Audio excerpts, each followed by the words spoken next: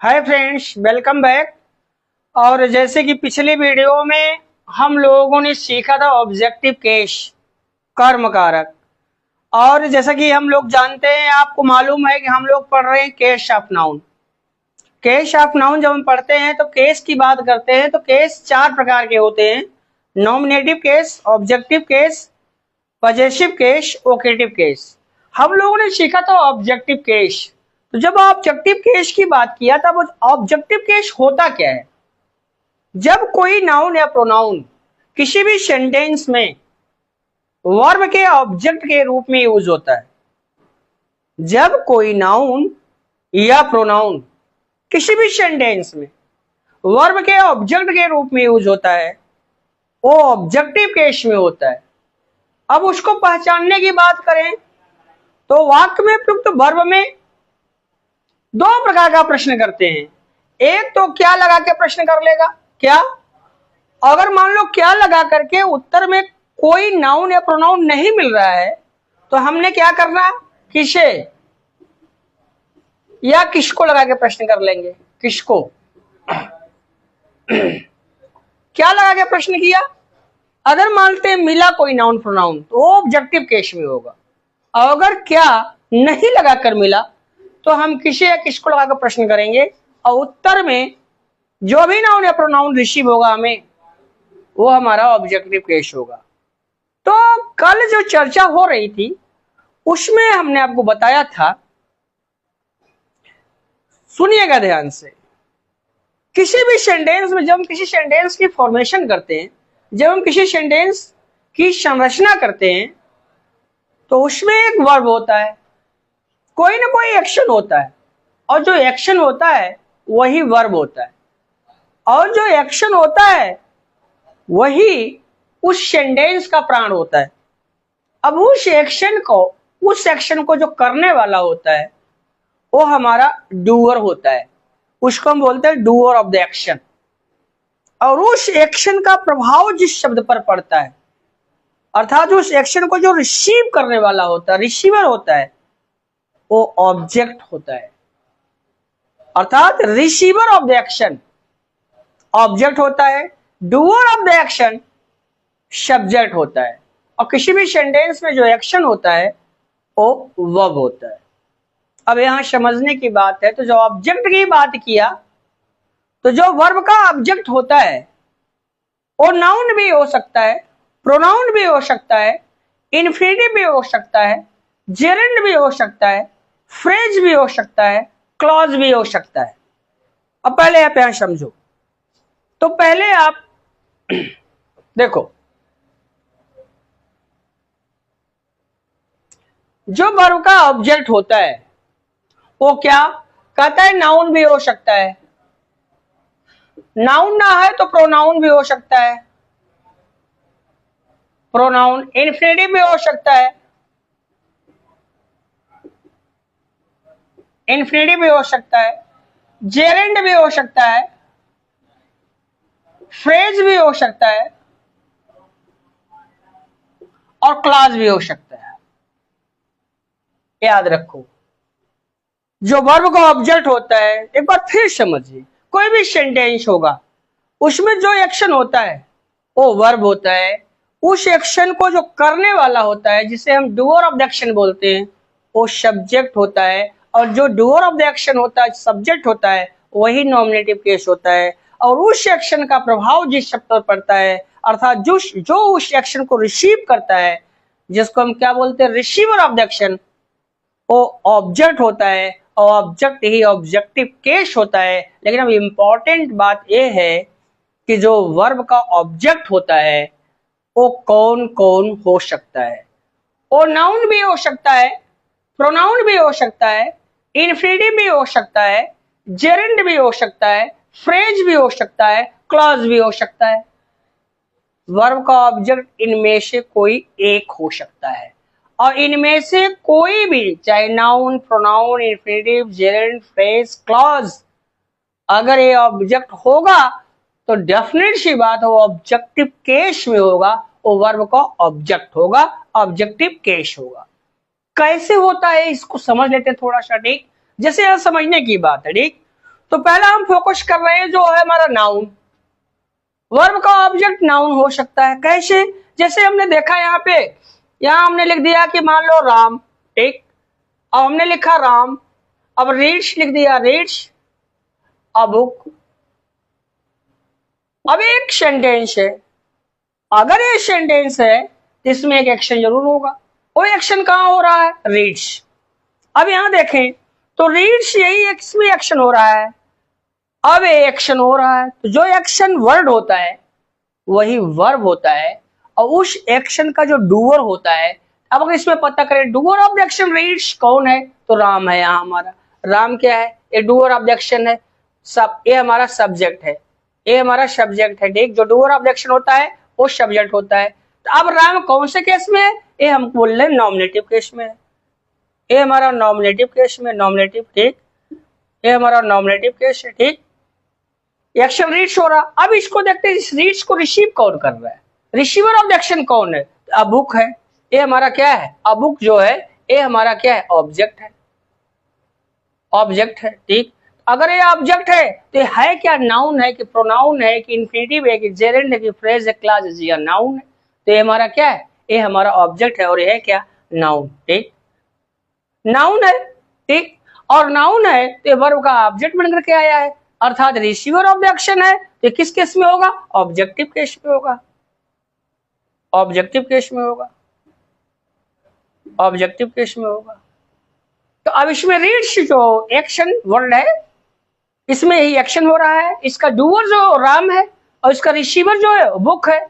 तो यहाँ पे हम फोकस कर रहे हैं कि जो वर्ब का ऑब्जेक्ट होता है वो नाउन भी हो सकता है, प्रोनाउन भी हो सकता है, इन्फिनिटिव भी हो सकता है, जेरेंड भी हो सकता है, फ्रेज भी हो सकता है, क्लास भी हो सकता है। तो कॉन्सेप्ट हमारा ये है कि अ बुक यहाँ पर जो है वो नाउन है और रीड्स का ऑब्जेक्ट बन करके आया है। दैट्स व्हाई, यही कारण है it is in objective case, ये ऑब्जेक्टिव केस में है। तो नाउन तो हमारा क्लियर हो गया, ठीक। अब प्रोनाउन, वर्ब का जो ऑब्जेक्ट हो वो प्रोनाउन भी हो सकता है। वो कैसे हो सकता है? दूसरा सेंटेंस देखते हैं। यहाँ पे पहला सेंटेंस हमारा था, यहाँ हमने दूसरा सेंटेंस देख लेना, ठीक। जैसे he calls me, he calls me. अब एक सेंटेंस है, इसमें एक्शन कहाँ हो रहा है? कॉल्स एक्शन है, इसका डूअर कौन है? ही है, डूअर जो है वो ही है। तो ही कौन से केस में? नॉमिनेटिव केस में। तो है क्या? नाउन है कि प्रोनाउन? प्रोनाउन है, ठीक। तो यहाँ पे हमारा क्या है? ये हमारा है सब्जेक्ट, ठीक, ये सब्जेक्ट है, ठीक, ये हमारा सब्जेक्ट है। और ये है क्या? प्रोनाउन है, ठीक, प्रोनाउन है, ठीक।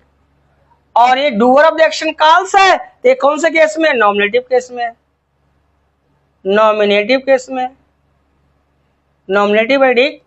अब ये हमारा है वर्ब है, ये वर्ब है तो यही हमारा एक्शन है। अब ये देखिए मी है, तो मी क्या है? कॉल्स का ऑब्जेक्ट, मतलब इस कॉल्स का जो रिसीवर है, receiver of the action calls कौन है? मी। तो मी नाउन है कि प्रोनाउन है? जी हाँ, प्रोनाउन है, ये प्रोनाउन है। ये हमारा क्या है? ये प्रोनाउन है, ठीक, ये प्रोनाउन है। और ये है क्या? ऑब्जेक्ट है, ठीक, ऑब्जेक्ट है। तो किस केस में आ रहा है? ऑब्जेक्टिव केस में, ऑब्जेक्टिव केस में। तो यहाँ दो चीजें हो गई हमारे क्लियर कि वर्ब का जो ऑब्जेक्ट होता है वो नाउन भी हो सकता है, और वर्ब का जो ऑब्जेक्ट होता है वो प्रोनाउन भी हो सकता है, वर्ब का ऑब्जेक्ट इन्फिनिटिव भी हो सकता है। ये इंपॉर्टेंट है। अब पहले ये जाने इन्फिनिटिव क्या होता है, ठीक। तो समझिए यहाँ पे थोड़ा सा,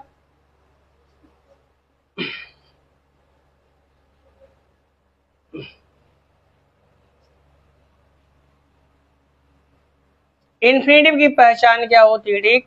इन्फिनिटिव के बारे में थोड़ा सा जान ले यहाँ पे, क्योंकि वर्ब का ऑब्जेक्ट इन्फिनिटिव भी हो सकता है, ठीक। तो इन्फिनिटिव पहले जानो बनता कैसे है। तो जब हम इन्फिनिटिव की बात करें तो इन्फिनिटिव क्या होता है? इन्फिनिटिव जो होता है, अब इन्फिनिटिव जानना अगर हमको है तो पहले ये जानते हैं कि इन्फिनिटिव है सही मामले में क्या, ये फाइनाइट वर्ब है कि नॉन फाइनाइट वर्ब है कि ऑक्सिलरी वर्ब है। तो याद रखो ये नॉन फाइनाइट होता है, ये नॉन फाइनाइट वर्ब होता है, ठीक। अब बोलोगे नॉन फाइनाइट क्या होता है? तो नॉन फाइनाइट एक ऐसा वर्ब होता है जो सब्जेक्ट के नंबर पर्सन के अकॉर्डिंग अपने रूप में किसी प्रकार का चेंज नहीं करता। अर्थात जो वर्ब सेंटेंस में सब्जेक्ट के नंबर और पर्सन से प्रभावित नहीं होती है वो वर्ब होती है नॉन फाइनाइट, और जो प्रभावित होती है वो होती है फाइनाइट। तो नॉन फाइनाइट में हमारा इन्फिनेटिव है। तो पहले जानो इन्फिनेटिव नॉन फाइनाइट कितने होते हैं, जरा उसको जान लेते हैं, भी समझ में आ जाएगा। ठीक, तो जब हम नॉन फाइनाइट की बात करें तो याद रखना इन्फिनेटिव है क्या, ए नॉन फाइनाइट है। जेरेंड क्या है, ए भी नॉन फाइनाइट है। तो पहले अब जानो कि जो वर्ब होता है वो होता कितने प्रकार का है। ठीक, अब यहाँ समझ लेते हैं। वर्ब जो होता है वो होता है हमारा 3 प्रकार का। ठीक, एक होता है हमारा क्या, finite verb, finite verb, finite verb. ठीक, या बहुत बढ़िया से अगर इसको समझना है वर्ब का कॉन्सेप्ट तो यहां से थोड़ा देख लेते हैं। ठीक,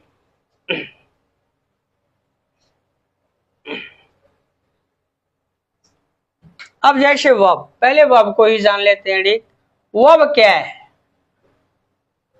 मैंने बोला ना कोई भी सेंटेंस होगा उसमें एक एक्शन जरूर होगा, और जो एक्शन होता है वही वर्ब होता है। तो पहले वर्ब को अच्छी तरह से जान लें तो केस पढ़ना हमारे लिए इजी हो जाएगा। क्योंकि केस क्या होता है, जो डूअर ऑफ द एक्शन होता है वही नॉमिनेटिव केस होता है, और जो रिसीवर ऑफ द एक्शन होता है वही ऑब्जेक्टिव केस होता है। तो और जो एक्शन होता है वो वर्ब होता है। तो वर्ब याद रखना कैसा वर्ड होता है, इसको सेइंग वर्ड बोलते हैं, इसको हम सेइंग वर्ड बोलते हैं। ठीक, कोई बोल दे वर्ब क्या है, आप सीधे बोलेंगे verb is a saying word. इसकी डेफिनेशन फोकस कर ले, थोड़ा सा देख लेते हैं इसकी डेफिनेशन क्या कहती है। इसकी डेफिनेशन ये कहती है कि अ word that denotes, बहुत इंपॉर्टेंट चीज है, यहां समझिएगा आप। ठीक, a verb that denotes the action or state or both action and state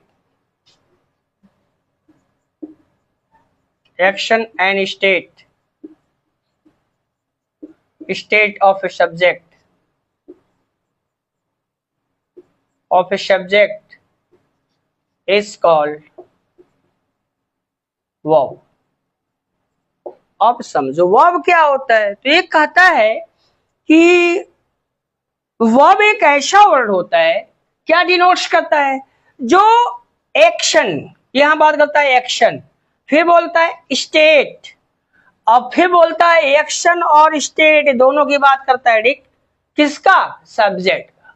subject एक ऐसा शब्द जो सब्जेक्ट के एक्शन को दर्शाता हो अथवा उसके स्टेट अवस्था को दर्शाता हो। फिर समझिए, वर्ब एक ऐसा शब्द होता है जो सब्जेक्ट के एक्शन को दर्शाता है अथवा उसके स्टेट अवस्था को दर्शाता है, अथवा एक्शन और स्टेट, कार्य और अवस्था दोनों को दर्शाता है, वो हमारा वर्ब क्रिया होता है। फिर समझिए, अब यहां पहले देख ले परिभाषा, थोड़ा आप ज्यादा समझ पाएंगे। ठीक, जो शब्द सब्जेक्ट कर्ता के एक्शन,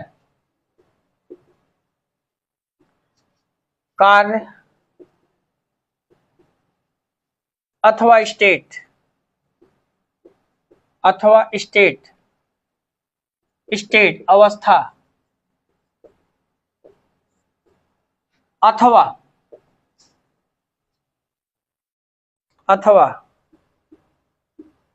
अथवा स्टेट अथवा एक्शन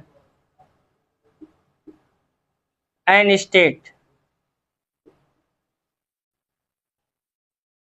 अथवा कार्य और अवस्था